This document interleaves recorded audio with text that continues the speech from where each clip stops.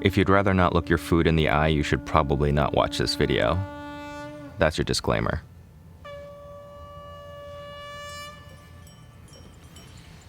Bone broth should be the color of bones. That's what I tell anyone who wants to make it at home. Anything that isn't cloudy or milky white is just broth or stock with a pinch of marketing. White stock, or bat tong, is a base stock used in soups mostly during the winter. While I'm not sure, it seems like it would be related to tonkatsu broth in Japan. I'm sure they have similar broths in Korea and elsewhere.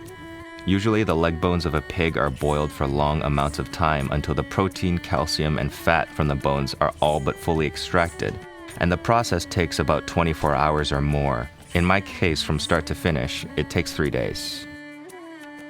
First thing I do is I substitute leg bones for the head. I do this for a few reasons. Mostly, the head is oftentimes the part of the pig that is discarded, and I'm not a big fan of food waste, so I always buy heads to make this broth when the opportunity presents itself. Secondly, while leg bones may have some meat on them, you're getting mostly bones and cartilage. When you get the head, there's a lot of meat and skin, as well as the bones and cartilage, which means there's a chance to extract more protein and more collagen into your broth. The trade-off here is that it takes a lot more time to break these things down, so while you can get a great white stock or bone broth after 24 hours of boiling leg bones, you need 36 to 48 to get everything you can out of the head. I let the head soak in water in the fridge overnight. This gets a lot of the hemoglobin out of the meat. Hemoglobin isn't blood, but it is red, and it cooks brown or gray, so for a whiter stock, no matter what part you use, soaking will help you out a great deal.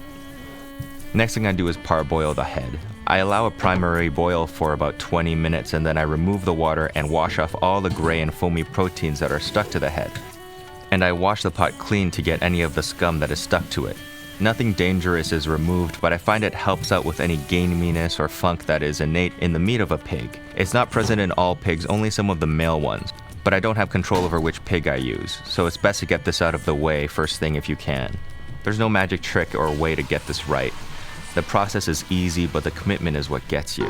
You're basically breaking bone down with bubbles and heat. The bubbles in the pot are mechanically breaking down the ingredients and emulsifying them with the water to create your stock. All you need to do is remember to keep the pot full of water and be mindful that as your broth gets thicker, the water evaporates faster. So the first 24 hours, I might be filling my enormous pot only a few times, but the next day I'll be paying much more attention to it. You're going to need a big pot. A lot of time boiling means a lot of water is getting evaporated. And to let the pot boil through the night without getting up that many times to refill it means the bigger your pot is, the less time you have to be there to refill. My 8-gallon pot can last me 7 hours, so I can get a good night's sleep, but there have been 1 or 2 situations where I may have filled the pot too early, and I'm rushing to the pot at 4 a.m. to try to save a toasting stock. I've done this for quite a few years now. The boiling pot is at the other end of the building, and I'm separated it by 2 doors and 3 rooms.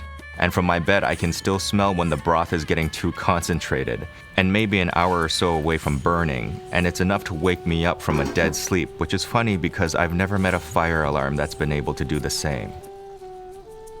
The process itself is rather remarkable. The head goes in and a skull comes out. People are going to ask about the brain, and yes, the brain is still in there. In my experience, it's never gone into the stock itself because the skull is intact.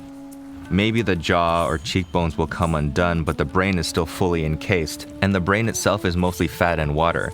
So if it was ever exposed during boiling, it would have been one of the first things to break down. But in my years of doing this, it's always been there when I check. White stock is the true bone broth because it has bone in it. I know it has bone in it because the bones themselves have nothing left.